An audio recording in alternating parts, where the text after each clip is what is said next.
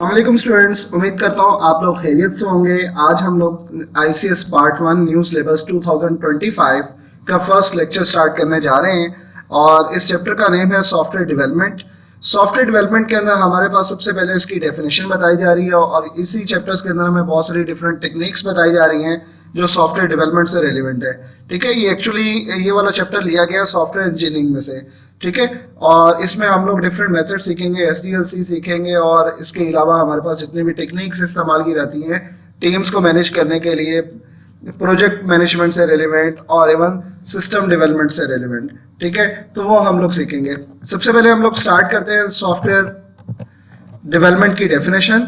Check कीजिएगा, software development क्या होता है। Software development is a process of creating computer programs design to perform a specific task. ठीक है, और इसमें हमारे पास क्या होता है कि इस सॉफ्टवेयर डेवलपमेंट के अंदर राइटिंग कोड्स, टेस्टिंग और अगर कोई डीबगिंग, कोई इश्यूज वगैरह आ जाता है तो उसको रिजॉल्व करना होता है। ठीक है, मजीद हमारे पास एक software development is important because it helps to solve a problem and makes our lifes easier. देखिए, अगर सिस्टमेटिकल अप्रोच यूज करेंगे आप, एक प्रॉपरली फेजेस के साथ आप यूज करेंगे सॉफ्टवेयर को बनाने के लिए, तो हमारे पास क्या हो जाएगा, वो बहुत ज्यादा इजी वर्क हो जाएगा। ठीक है, divide and conquer the rule, ठीक है, स्पेसिफाई कर दिया हम लोगों ने और उसके अकॉर्डिंग हम लोग काम करते जा रहे हैं, उस फेज को कंप्लीट करते जा रहे हैं, तो बेस्ट हमारे पास रिजल्ट आना स्टार्ट हो जाएंगे।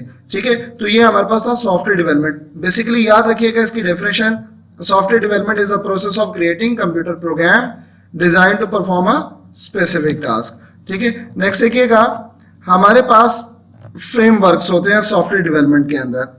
फ्रेमवर्क्स बेसिकली क्या होते हैं, ठीक है, व्हाट इज अ फ्रेमवर्क और why to use a framework, और इसमें हम कुछ एग्जांपल्स देखेंगे फ्रेमवर्क की, क्या कौन कौन से एग्जांपल्स होते हैं, किस तरह से कौन कौन से फ्रेमवर्क्स अवेलेबल है इन अ सॉफ्टवेयर डेवलपमेंट के अंदर। ठीक है, फर्स्ट वन, एक एग्जांपल देखिएगा, ये आपके पास ईंट का, ब्रिक का एक स्ट्रक्चर है। ठीक है, सॉरी, ब्रिक बनी हुई है।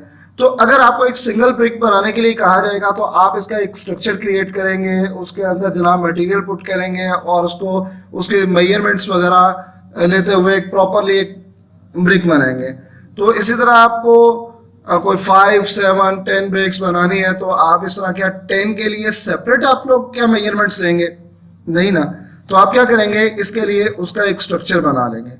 ठीक है, उस स्ट्रक्चर को बनाकर आप क्या करेंगे, इसमें मटेरियल पुट करेंगे और सेम साइज, सेम मेजरमेंट्स के साथ हमारे पास ये ब्रिक्स रेडी होती चली जाएंगी। ठीक है, तो इसी तरह ये फ्रेमवर्क क्या होते हैं, पहले से बने बनाए रेडीमेड हमारे पास स्ट्रक्चर्स अवेलेबल होते हैं, just according to the requirements हम लोग वहां से चीजें पकड़ते हैं और उसको यूज कर लेते हैं। ठीक है, यानी कि सेम लाइक टू आप समझिए कि ये स्ट्रक्चर है। ठीक है, और इसके अंदर मटेरियल पुट किया और अपने आउटपुट ले ली। ठीक है, अब सुनिएगा, व्हाट इज अ फ्रेमवर्क।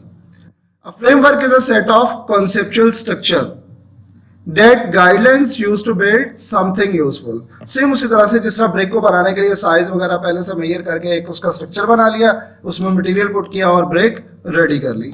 ठीक है, सेम उसी तरह कहते हैं कॉन्सेप्चुअल स्ट्रक्चर होता है, जस्ट वो उसमें कंप्लीट गाइडलाइन अवेलेबल होती है।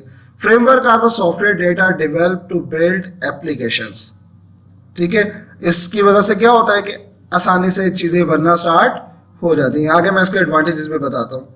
Framework is a collection of tools design to help create your projects so you do not need to start from scratch. देखिए ना, अगर आप ब्रिक एक बनाते हैं या कुछ सेपरेटली बनाते हैं तो आपको उसकी मेजरमेंट्स, उसके लिए सेपरेट स्ट्रक्चर बनाना पड़ना था, सब कुछ मतलब के काम सेपरेट करना पड़ा। और अगर बना बनाया स्ट्रक्चर आपके पास अवेलेबल है, जस्ट उसमें मटेरियल पुट किया और उसकी वजह से आपने इजीली ब्रिक को बनाना स्टार्ट कर दिया, तो वो काम क्या हो जाता है, ज्यादा आसान हो जाता है। अब सेकेंड है, why we need a framework.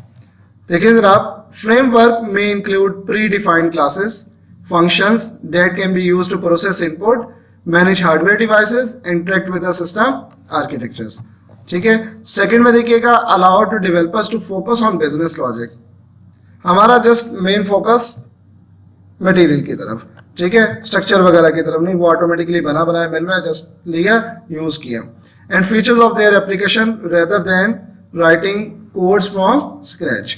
ठीक है, अगर फ्रेमवर्क में चीज़ें हमारे पास अवेलेबल है जस्ट उसको लिए और यूज़ करें, हमें स्क्रैच से बनाने की ज़रूरत नहीं है कि ये बनता कैसे और प्रॉपरली किस तरह से डेवलप करें। ठीक है, जस्ट अपनी आउटपुट के ऊपर फोकस करें और वो काम करें।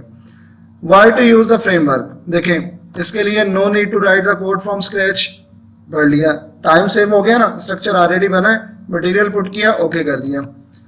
ठीक है, इनबिल्ट सिक्योरिटी फीचर्स, कोई उसकी मेजरमेंट्स वगैरह में किसी किस्म का कोई इशू नहीं है, पहले से बनी बनाई चेक्ड फॉर्म में है। ठीक है, हर तरह से उसको चेक करके फिर उसके अंदर ऐड किया गया। ठीक है, टेस्टिंग एंड डीबगिंग है, आसानी से हो जाती है। Different sections for the different task, फिर क्लीन कोड है कि अगर किसी जगह पे कोई प्रॉब्लम आ रहा है तो स्पेसिफिक स्ट्रक्चर को जाके हम देखेंगे, उसमें से जाके ठीक कर लेंगे। लॉट ऑफ इनबिल्ट टूल्स हमारे पास। अब इसमें एग्जांपल्स हमारे पास कौन कौन सी आती हैं जो फ्रेमवर्क अवेलेबल है। ये एंगुलर फ्रेमवर्क अवेलेबल है, ये ओपन सोर्स है किसके लिए, जावास्क्रिप्ट फ्रेमवर्क, ये हमारे पास है बिल्डिंग है वेब एप्लीकेशन। इसी तरह एक लारावेल है हमारे पास, PHP बेस्ड है, वेब बेस्ड एप्लीकेशन फ्रेमवर्क है। और इसी तरह डिजेंगो हमारे पास है, free and open source web app framework for of Python, ये पाइथन के लिए। हमारी जो बुक में एग्जांपल दी गई है वो जेंगो की दी गई है। ठीक है, डिजेंगो भी पढ़ते हैं, जेंगो भी पढ़ते हैं इसको। अब ये कुछ क्वेश्चंस हैं हमारी बुक से रेलिवेंट।